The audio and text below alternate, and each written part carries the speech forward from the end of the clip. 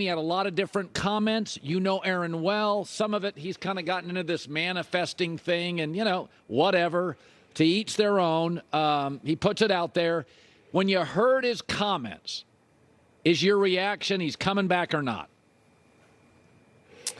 My reaction was kind of like, here we go again. And the Packers are in a situation where they're going to have another offseason where they're waiting on the head nod from Aaron Rodgers, whether it be yay or nay, I'm coming back to see what their future is going to be moving forward.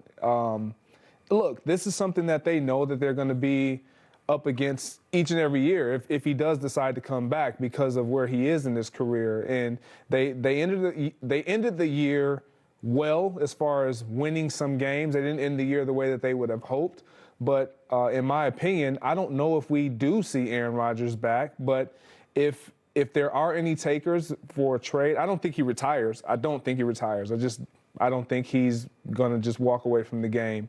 And we'll see if there's some takers on a trade to see if Aaron Rodgers goes elsewhere. But I think he ends up back in Green Bay. If not, Oakland is a place that I've mentioned that I think that he would entertain. Jordan Love, last 2 times I've seen him, looks like he can play. They now have O-line was fine. Defense could probably use an edge rusher, but they're fine. They'll probably draft another tight end and a receiver. He'll have an offseason, Jordan Love, to work with it. From your sourcing from guys in the building, is there at least now a belief in the building that Jordan Love is a starter? How good, we don't know, but he is a starter. Do you believe that's a belief in the building? Yeah, that's definitely a belief in the building, and you see it with the guys. You kind of hear it coming out with some of the people inside the building. Look, they wanted to see what Jordan Love was going to provide them, but they mathematically had a chance to make the playoffs, and they almost did that. So I can understand why they were able to stick with Aaron Rodgers. But now you're in a sticky situation because you don't really know who Jordan Love is. You only know him from a practice perspective. And from the reps that he did get this year, he looked pretty formidable. Yeah. Like he looked, if he were the starter, he could get some things done or be at least as good as what Aaron Rodgers was this year. Now, obviously, the experience isn't there, but so I don't want to compare him to Aaron Rodgers at all, but he looked a lot better, a lot more poised, like he commands the huddle, like he can make some of those throws and check out of some of the plays that he needs to check into. I liked what I saw out of Jordan Love. By the way, Aaron is not spending the off season like a Mahomes, Allen, Burrow, Herbert, Trevor Lawrence. He's not. He's not committed to the offseason. They're going to draft another receiver and a tight end. It's one of their few needs. A lot of people saying they'll go get Jordan Addison first round. It's a great year for tight end, second and third round. But he's not going to work with them in the offseason. Or do you believe Aaron will come back? He'll say, listen, I'll come back. And they'll say, we'll take you back, but you got to commit to the offseason because we're going to get receivers and tight ends. Is that a conversation you think they'd have with Aaron, be comfortable with having with him?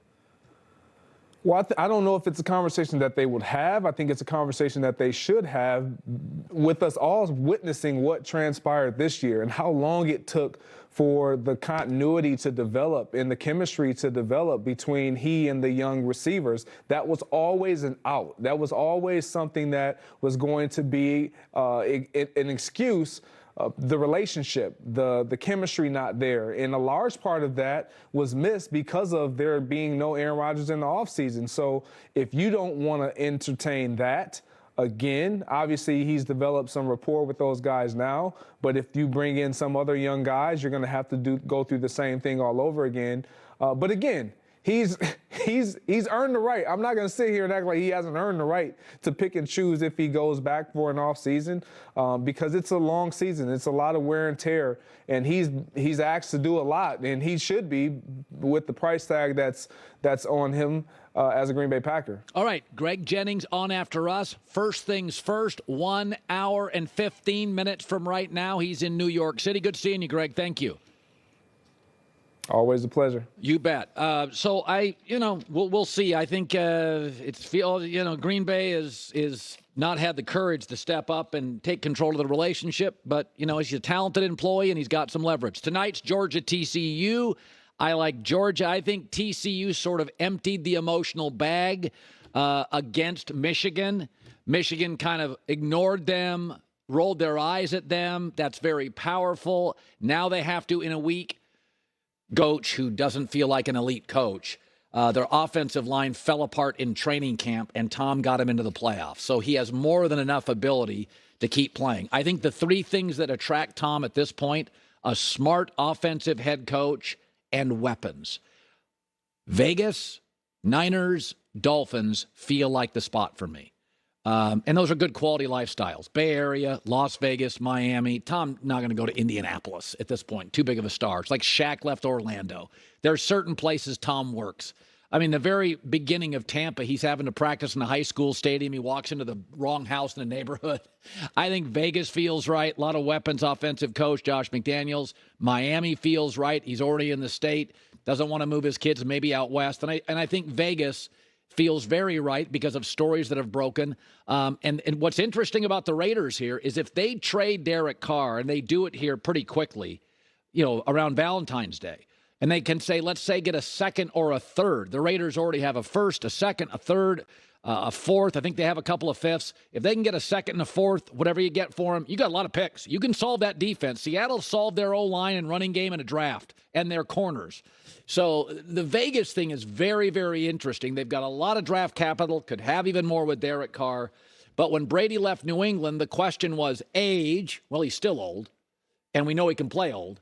And the second thing was, well, how much is Belichick? How much is Brady? Well, he's not reluctant. He's not relying upon Belichick. Belichick relied on Brady much more than Brady relied clearly on Belichick. So I think Miami, Niners, Vegas, all you can make an argument makes sense. Here's J-Mac with the news.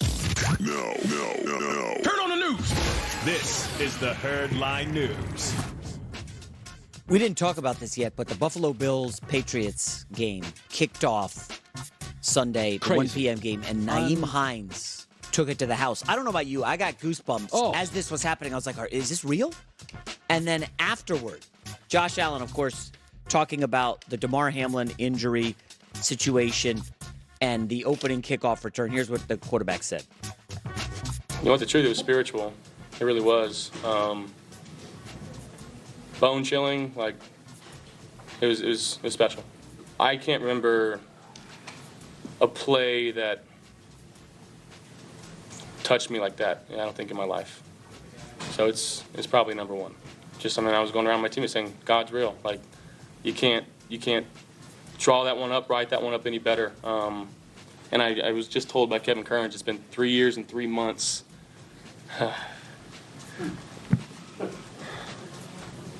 Since the last kickoff return, so it's pretty cool. Wow. That's above pretty cool. Moment of the year in the NFL. To me, I'm sitting there going, Jim Nantz is like, this is storybook. It's just the craziest thing. And it's just like right here, you thought they had angles on him. It's like he had that extra burst from above. Just everybody had an angle on him, and he pulled away. And that remember, place, look at that. Look at McDermott. Can you imagine being in that stadium in that moment? Jeez. Oh, my gosh. They brought on Hines before the trade deadline. He was an addition. I know we talk a lot about Christian McCaffrey, but how about that one? Picking up Nyheim Hines, who takes back 2 kicks in the most pivotal game of the season here to close out. He's kind of a pass-catching running back. Yeah. Good third down guy. Yeah. Great pickup, great moment. Congrats to the Bills. Looking forward to their playoff run. Next up, Chicago Bears lost. Texans won, and the Bears now have the first overall pick. Obviously, you talked about it a little earlier. What will they do with that pick? Well, according to Fox Bet, they're likely to trade it. Yes. The odds are currently set at minus 300. Fox Bet also has Bryce Young as the best odds to have the number 1 pick. So it's interesting. What could you get for it? Like, let's say, they could certainly use Will Anderson, but it's the Bears. Their offense is a mess. Their defense isn't good either. So there's an argument that you just take Will Anderson if nobody is. But I think the Colts are desperate. The franchise is a mess. So I think Indianapolis. But what does Indianapolis have to give? Now, Quentin Nelson, a bad year. Like, I'm Chicago. I don't just want. I was told this years ago by a GM. You don't just want picks. because 30% of first-round picks with. Yeah. So if you moved up and gave me, I get your first year, you gave me next year's number 1, and this year I got a second and a fourth. I don't know what you get. I don't know what the compensation is, but I want a starter. Like if I go to the Raiders and they move up, I want Hunter Renfrow. I want a slot receiver because now I got Claypool, Hunter Renfrow, Mooney, Cole Kmet. So now, I'm not saying it's great, but I don't have to rely on a college kid coming in. Because Justin Fields, as much as we all like him, if next year's a mess, conversations upstairs get uncomfortable about moving on. This isn't Chicago fans aren't going to want to hear this, but what the Bears need to do